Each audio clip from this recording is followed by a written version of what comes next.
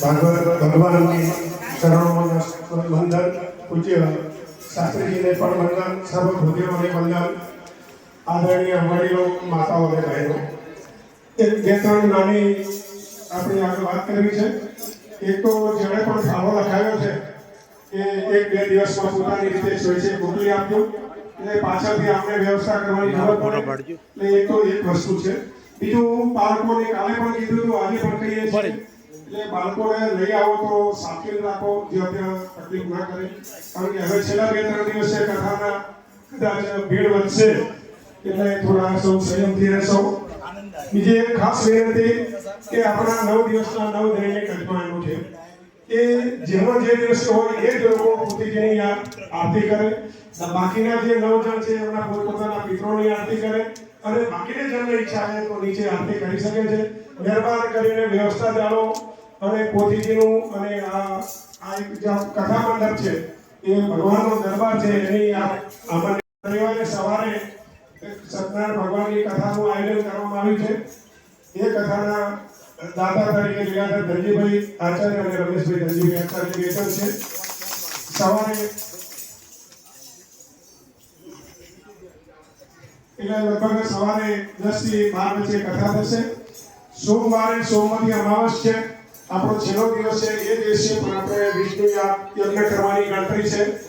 એના માટે કોઈ દાતાની ઈચ્છા હોય તો અત્યારે ડાયાભાઈને કે રમેશભાઈને લખાવી શકો છો. આપને આવા અધિક મહિનામાં કથા નિમિત્તે આવા લાભ ભાગે જ મળતા હોય છે, એટલે આપ ખૂબ જ જેને ઘરે પૂછવું હોય તો પૂછી શકો છો, અને ફોનથી કે ગમે તે રીતે લખાવી શકો છો. એક વસ્તુ આ છે. આવતીકાલે કૃષ્ણ જન્મ છે.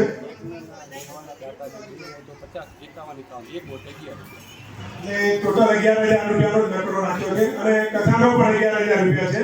જે સ્વામી સત્યનારાયણ ભગવાનની કથાના પણ 11,000 છે, યજ્ઞના પણ 1 જણ અથવા 2 જણ ભાગો પણ બેસી શકશે. બીજું, આવતીકાલે કૃષ્ણ જન્મ છે, એટલે ભગવાનને કાલે આપણા પ્રાગટ્ય દિવસને ખૂબ ધામધૂમથી ઉજવીએ. એ રીતે આપણે ઘરે પણ ફૂલો બીજા તમે લાવી શકો છો. અને પરમ દિવસે રોષણી વિવાહ છે, એટલે લગભગ સૌ સાડી પહેરીને જવાનું આવે એ રીતે તૈયાર થઈને આવજો. ભગવાનના વિવાહના અંદર તમે કપડું, સાડી, પૈસા, સોનું, ચાંદી જે આવો એ આવજો. એક તોલાના હોનાના 500 રૂપિયા છે. હો, ઘટી ગયા છે બા.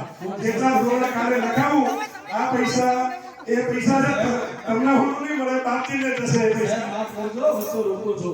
પણ સોનાનો ભાવ તો કરવાનો તો બહુ છે, કિંમત સસ્તી રાખી.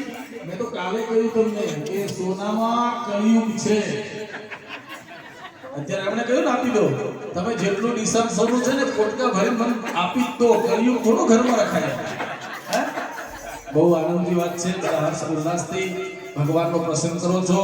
કૃષ્ણ જન્મોત્સવમાં કાલે બધા પધારો, અને ના આવતા હોય આડોશી પાડોશી એમને કહો કે તમે બધા પધારો.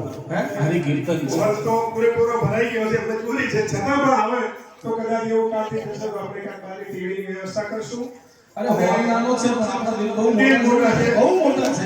અને ધારો કે આપણા ભગવાને જેને આપ્યું છે એ જેને દાન લખાયું છે, બાકી જેને નથી લખાયું એની જેની ઈચ્છા જે ઈચ્છા શક્તિ હોય, 1,00,000, 2,00,000, 5,00,000 આલવા હશે તો ચાલશે. અને 5100, 11,000 જે આવશે એ લઈ લઈશું. અમે કોઈ ના નથી. અને એક કહેવત છે કે સમજણ દે તો સંપત્તિ દેજે, નહીંતર પ્રભુ તારી સમજણ પાછી લેજે. કારણ કે સમજણ હોય તો સંપત્તિ કામની છે, અને સંપત્તિ હોય તો સમજણ કામની. સમજણ હોય, સંપત્તિ ના હોય તો કોઈ ભૂજો ભાવ પૂછે નહીં. નાના વગરનો નાથ્યો અને નાને નાથાલાલ જેવી એવી વાત છે. અને ધારો કે તમારા પાસે સંપત્તિ છે, સમજણ નથી, તો એ પૈસા ગમે ત્યારે વેડફી નાખશે, ગમે ત્યાં વાપરી નાખશે, લોકો છેતરી જશે. એટલે સૌને ખૂબ ખૂબ વિનંતી. આ રીતે આપ 2 દિવસની તૈયારી સાથે આવજો. સૌને શ્રી કૃષ્ણ ભગવાન સૌ જય શ્રી કૃષ્ણ, જય જલારામ.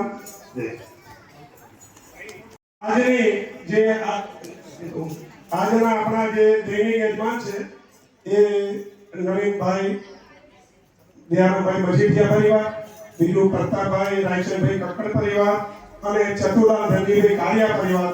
આ 3 પરિવાર જ ઉપર જશે પોતીજીની આરતી કરવા માટે.